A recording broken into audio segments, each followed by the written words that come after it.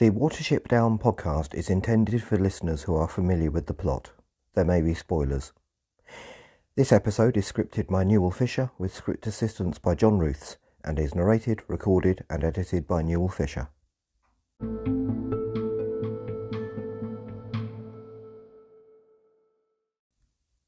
Hello, and welcome to the Watership Down Podcast episode 82, in which we will be going through section 22 of the 1978 film Escape from Efrafa, Part 1. First of all, though, I have some shocking news. I have only just become aware that the official UK rating for the 1978 film of Watership Down has been changed from U certificate, meaning universal, to PG, meaning parental guidance. Thank you to Watership Down Research, at Watership Down 40 on Twitter, for making me aware of this scandalous information. This means that the official guidance here in the UK is that you should no longer just put this film on for children of any age and leave them to enjoy the sight of rabbits' throats being torn out and sweary seagulls. Instead, you should check the film first, and then leave children of any age to enjoy the sight of rabbits' throats being torn out and sweary seagulls. Far more sensible. The official language of the rating has changed from, quote, contains very mild language, mild violence and threat, end quote, to, quote, mild violence, threat, brief bloody images, language, end quote. So the film now officially contains bloody images and the language is officially no longer mild. However, the violence is still officially mild. Does that include all the throat tearing? I'm confused. Can I emphasise that this refers to a film released, checks notes, 44 years ago. I will comment no further. I don't really need to, do I? Anyway, as there is seemingly no escape from ridiculous film ratings, let's escape from Efrafa instead.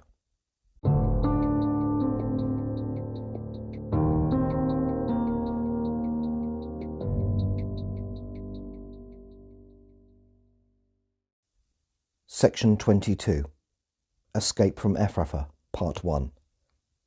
This section covers from 67 minutes 10 to 70 minutes, and the equivalent chapters from the book are 37, The Thunder Builds Up, and 38, The Thunder Breaks.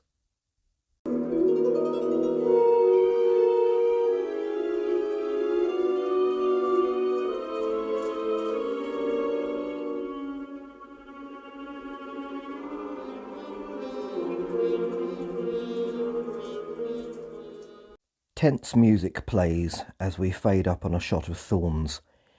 The camera pulls back to reveal hedge plants edging a ditch, the kind of environment used for burrows in Efrafa, as this enables better concealment. Bigwig arrives and looks up the line of the ditch.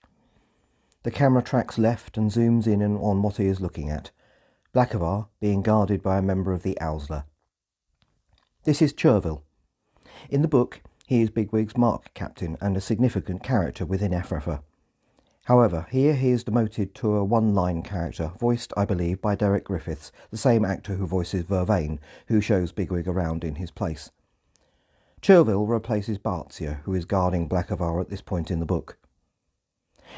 We see a close-up on Chervil's angry Efrafan Owsla face as he notices Bigwig. His eye, the usual Efrafan pale blue, with heavy dark blue bags underneath. We see Blackavar looking nervously towards Chervil. Has Bigwig managed to tip him off about what is about to happen? Bigwig says he's been sent to tell him early Silflay has been cancelled this evening. Chervil says no one has told him about it, in a typically officious Efrafan voice. Strangely, the dark blue around his eyes is different to the previous shot. A different artist, perhaps? Bigwig tells him to look over there, and he will see why. He does. We see a shot of a large group of rabbits running out into the open. The music becomes louder, with a harp signifying a rise in tension.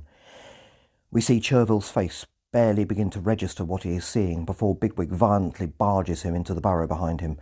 As he begins attacking Chervil, he says, "Now, Blackavar," barely audibly.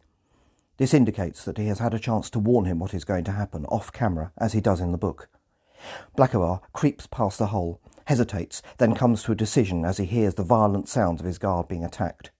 We see a doe that must be Heisensley waiting for him at the top of the ditch. He struggles to climb out of it to join her. Bigwig emerges from the hole and shakes his head, apparently barely ruffled by the fight, unlike in the book, where he has to deal with 2 guards and receives a shoulder wound from Bartia, whose leg he breaks while subduing him.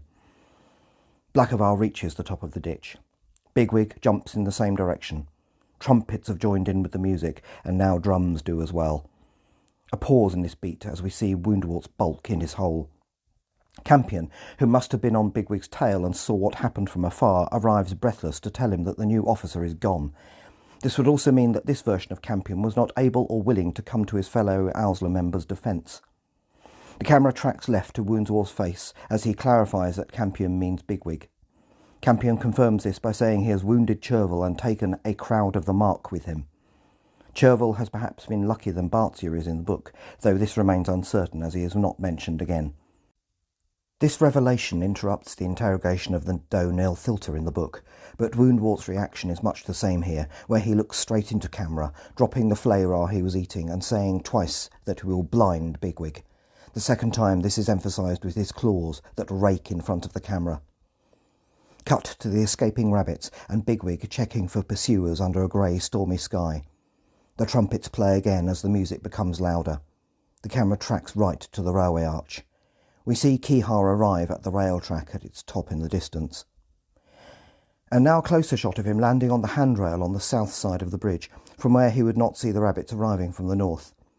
A determined-looking Blackavar and some does arrive under the arch and wait at its north side. A shot looking up towards the roof of the arch. They are waiting for something. So important is Kihar's intervention in the pursuit that Bigwig has clearly decided it is worthwhile stopping there to ensure that Kihar finds them, rather than just carrying on.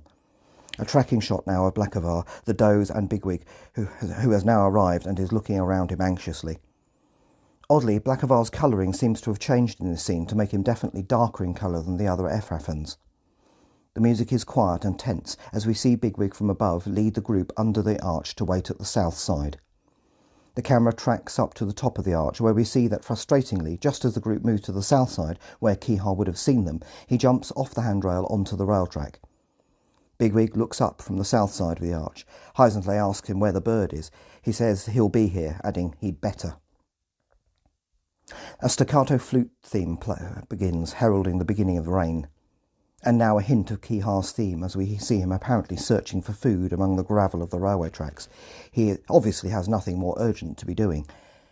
Bigwig allows his frustration to break through as he asks where that bird is angrily. Kihar arrives on the northern side of the arch track and looks down to where the rabbits were seconds before. The rain theme is speeding up. A close-up on Kihar's face, a dark stormy sky behind him. He is talking to himself, asking himself what he is doing there, saying that he has been waiting a long time. This isn't true if it means the seconds he has been at the arch, so perhaps he means more generally that he has spent too long helping the rabbits of Watership Down, or was he flying around the arch for a while before we saw the rabbits arrive? As the rain suddenly begins falling, we realise what the problem is. Kihar says, "Is no sunset?" This was when they were supposed to meet there, but the building storm has made this impossible. Despairing for his lot, Kihar says it is no good here. Is he about to abandon them? Close up on raindrops landing in the River Test. The camera tracks left to Silver, Fiver and Hazel waiting by the punt. Hazel asks where they are. He thinks the escapees should be with them by now. It seems the weather is causing the plan to fall apart. He tells Silver to go to the Iron Bridge to see if he can find them. Kihar again. He is standing on the train tracks.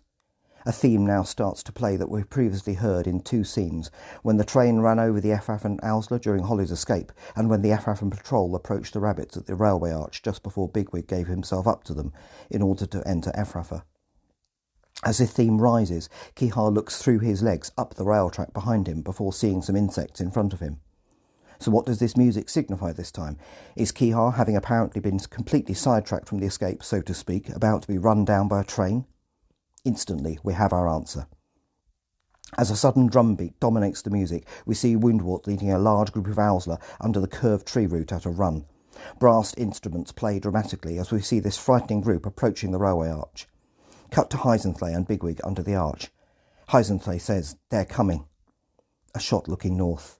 As Heisensley starts to panic, we see the Efrafan Owsla emerge in the distance from the field onto the track leading to the arch.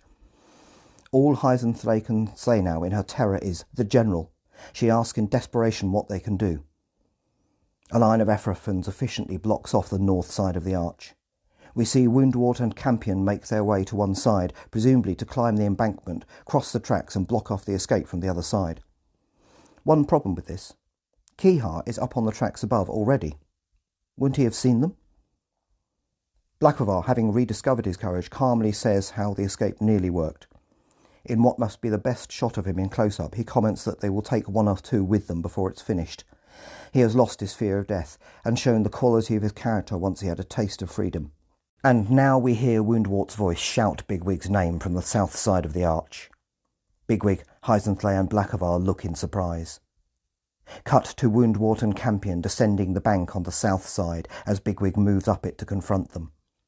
Woundwort starts a sentence with, "You traitorous," before not being able to finish. Or does he say traitors? He tells Campion to get the rest of the miserable group back to their marks, indicating that they did come from more than one. Campion scuttles off to do this. Woundwort adds that he will settle with Bigwig himself and gives one of those little low laughs he is prone to when referring to the suffering of others, before adding there's no need to take Bigwig back. Bigwig, in one of his best moments, replies, "Come on and try, you crack-brained slave driver." At that moment, the thunder breaks overhead. In a rapid set of shots that take only 4 seconds, we see lightning coming from the right, possibly symbolising Woundwort. Then Bigwig, lit up by it, looking almost like a ghost, a view of him that is very eerie in freeze frame that I have posted to Instagram. Then we see lightning again, from the left this time, possibly symbolising Bigwig. Then Bigwig closer up, ready for the fight, as the light on him fades. Then we see Woundwort, tinged by the light, looking possibly a little less sure of himself. Then another crack of lightning from the left, this time flashing extra bright. Then Woundwort again, as he begins to draw himself to attack. And now, in the fading light of the lightning, we see Kihar in close-up, on the north side of the arch, looking down. He turns his head, sees them, and instantly launches himself. Woundwort is rearing up, his claws ready to strike. He has the high ground. Another shot of lightning, also extra bright, from the right this time. This is Woundwort's lightning. His attack will be terrible. And Kihar arrives, swooping into the fight in a classic shot from below, the lightning-tinged clouds and railway arches looming above him. In the next shot he lands full on Woundwort, rolling him to one side as Bigwig looks on in shock. Kihar is crying out his name as well as "I kill." Woundwort falls down the bank onto the track, crying out "Get away," as if that's going to happen. He actually cries out in fear, which is very satisfying. We see Bigwig kick another rabbit away, presumably Campion, and Kihar is on Woundwort again, who cries out, "Get away, blast you!" The does start running south towards the river. The Efrafan line at the north side of the arch starts to follow. Woundwort has taken cover from Kihar behind a fence post. He is lashing out ineffectively and shouting, "Get away, you damn white bird." As the last of the escapees disappear south, Kihar makes the last of his attacking cries and flies after them, leaving Woundwort and his Ausler looking on in utter confusion at what has just happened.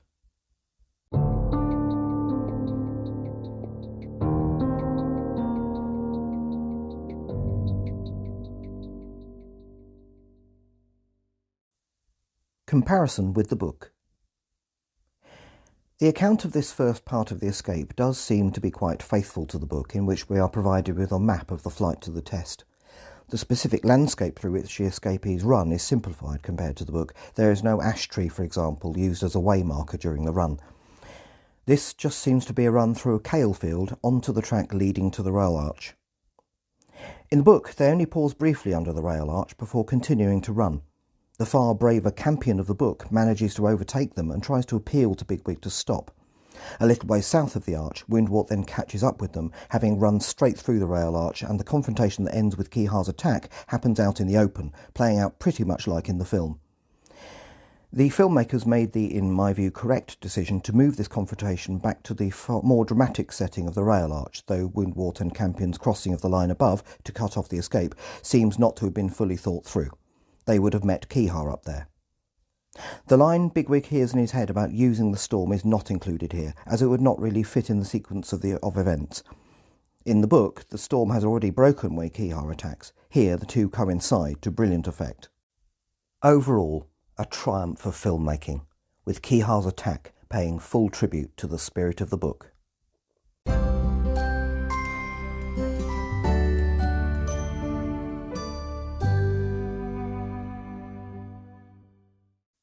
Next time, the pursuit by the Efrafan Ausler continues.